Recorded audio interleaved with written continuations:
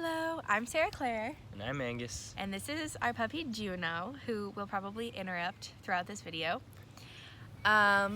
So we are here on behalf of Alliance for Planet Earth to start the tradition of Foraging Fridays, which is just, the name kind of explains itself. Like every Friday we're going to come out with a little video on how to forage in your environment.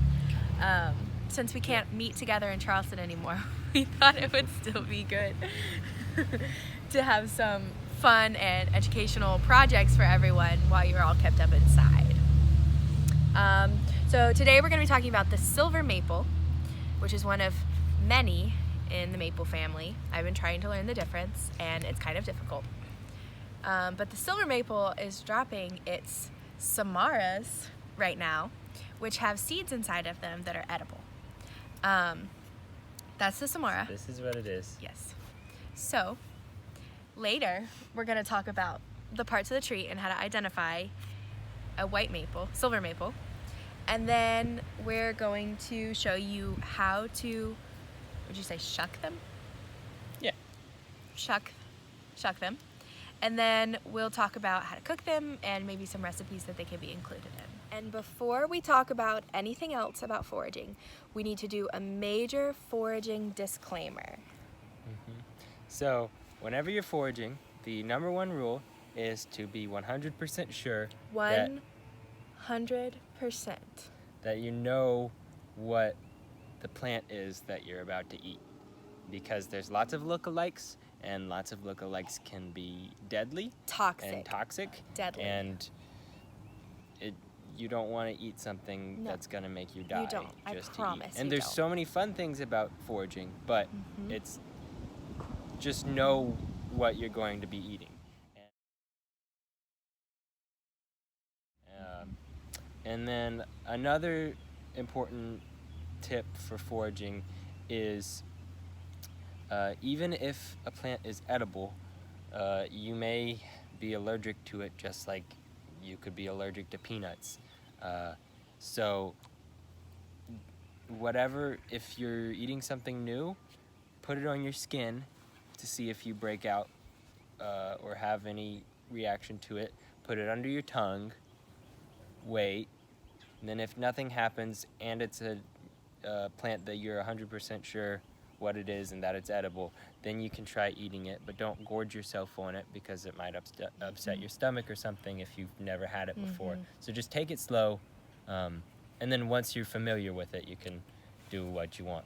But so silver maple is obviously a maple, and maples have lots of edible parts to them, and what we'll be talking about today is the silver maple seed. But the leaves of maples, all maples are edible, and the seeds of maples are edible, as well as the sap. That's where maple syrup comes from. But the individual trees, along with different species of maples, have more or less bitter taste or sweet taste, or so just taste whatever maple it is to see what it tastes like, and then that'll change whenever you cook it or not.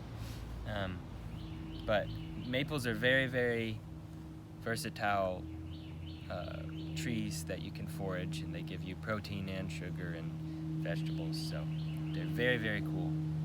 And so to talk about the silver maple, it has a leaf that looks like, I don't know if you can see. We'll have pictures. Okay, we'll have pictures, but that's the silver maple, and all maples except one that we'll show you have a leaf that kind of looks like a hand, and it'll either have 3 prongs or 5 prongs. And there's 3 maples in Sarah Claire's yard that we have samples to show you guys. And do you want to? Well, the way we're going to show you to differentiate between the 3, we're going to look at the bark, we're going to look at their seed pods, and we're going to look at their leaves. So we're focusing on the silver maple today, which we have the leaves for this here. And some things to know about the silver maple leaves is that they have, that would be 5 prongs. So 5 prongs, see, 1, 2, 3, 4, 5. They're a little bit hairy on the bottom. It would definitely be too hard for you to see the detailing and through this video, but they have a little bit of fuzz when you pet them. Their prongs, is that what you called them, are sharper. They go further in, deep, than some other maples. So, for example, this is the leaf of a black maple. And if you can tell, the black maple here is not as sharp and pointed as the silver maple. We also have box elder. The box elder leaf is a little bit unique because it stays pretty flat and long. Its prongs are hardly differentiated. So the silver maple is a little bit unique. I think it looks most like the traditional maple that we would see in a lot of places. So the seeds of the maple is what will give you the most protein, and it has the most variety of nutrients in it. And you may have played with these when you were a kid, or still now, especially with the quarantine. Woohoo! Did you see that? And these are called samaras, and the seed is in the end of this, the tip of it right there. And the rest of it's just kind of like a wing. And these are the samaras. Why does it have a wing? It has a wing so it can transport, that one didn't work. So it can spread its seeds far away from the parent tree. And they're really easy to process, which we'll get into that later. But for the amount of energy you put into it to get it out, it's a very nice food. This is the silver maple, and it has the biggest seed of the maples in North America. And the black maple isn't ready yet, but this is an immature black maple. It has a much rounder seed head in comparison to its wing, a much bigger seed in comparison to its wing. And then this is the box elder, which is so small that you can't eat it, but it's very cute. So this is the bark of the silver maple, and the reason that the silver maple is called the silver maple is because, if you can see, it's kind of shiny gray, and that's where it gets its name. It's also a very flaky bark, so that's how you can tell the difference between that and another maple. It'll peel off, but it's very gray, smooth, and shiny. So this is the bark of the black maple, and the black maple gets its name from how black the bark is. Sometimes the black maple will have a more gray bark instead of black, but you can, for the most part, count on it being a darker bark than the silver maple, which is the bark right here, is much more silver, much lighter than the black maple. So this is the box elder, and you could get this one confused with the silver maple, but as you can see, it's not nearly as flaky as the silver maple, even though it's smooth and gray. But it's much more smooth, as you can see, and you'll have some cracks, but the flakes won't. The chunks of bark won't be flaky like this. So to shuck them, it's really easy. You pinch right here, and you pull like that, and then you pull that off, and the seed pops out like that. And you can do it a couple of different ways, like that, but it'll come out really easily. It's not very hard. Sometimes you'll have a bad seed like this one. Put it in the light.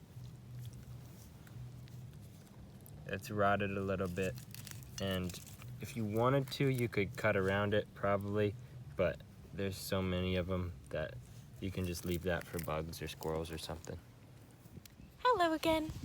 So Angus and I are going to try some of the raw seeds that we have collected, and just kind of talk about how it tastes.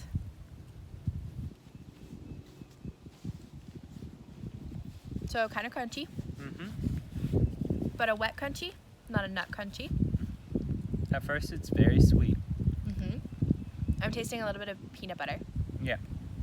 Yep, very much like peanut butter. But almost with the consistency of a, would you say a refried bean? Yeah. A little bit? Yeah. A little bit? It's kind of like a bean texture. And it tastes Tastes like a peanut kind of. yeah. A little bit, since they're green, a little bit more vegetable-y. And then towards the end, it gets a bitter taste. But it's like it's a not arugula's bad. bitter. Yeah. It's not a very bitter thing. It's not like an insufferable bitter. It's like you'll taste it, you'll think, oh, that's bitter, and then you'll move on with your day. Kind of a mild peanut butter bitter aftertaste. It's kind of a combination of start to finish, I would say. Like no significant aftertaste. Would you agree? Yeah. Anything else? I don't think so. So while those boil, we're going to kind of spitball some ideas that we think that the maple seeds would be yummy in. First, obvious, salads. You can have, if you're eating a savory salad, you can get them a little bit harder and a little bit more bitter. And then if you're having a sweeter salad, like with strawberries, we can, cook them a little longer, and then they'll be sweeter and softer. Anywhere you would put edamame beans, you can put these because they're very similar to those. And just putting some salt on them and raw, like boiled peanuts, is good. You could also do kind of a hummus where you blend them up and put spices in that. That'd be good. You could do savory spices like paprika. Or you could do sweet spices and add cinnamon and honey if you cooked them a little longer. And then you could try like a maple butter. That's my challenge because I want to try that. So make some and tell me how it is. Yes. What else? You Definitely, sorry to interrupt. Whenever we baked them, they ended up a little bit more burnt than we would have liked, aka burnt it all. But they were a little bit like if you've ever had dried chickpeas, you can just like pop them in your mouth and they're like crunchy and salty, but a little less like sit down and eat them. You can just kind of like throw some in. Yeah, if you roast them, put some oil and salt in a pan or on a baking sheet with the seeds, and then put it at, I'd say 325 for about 15 minutes, and then watch it from then on to get the texture that you want.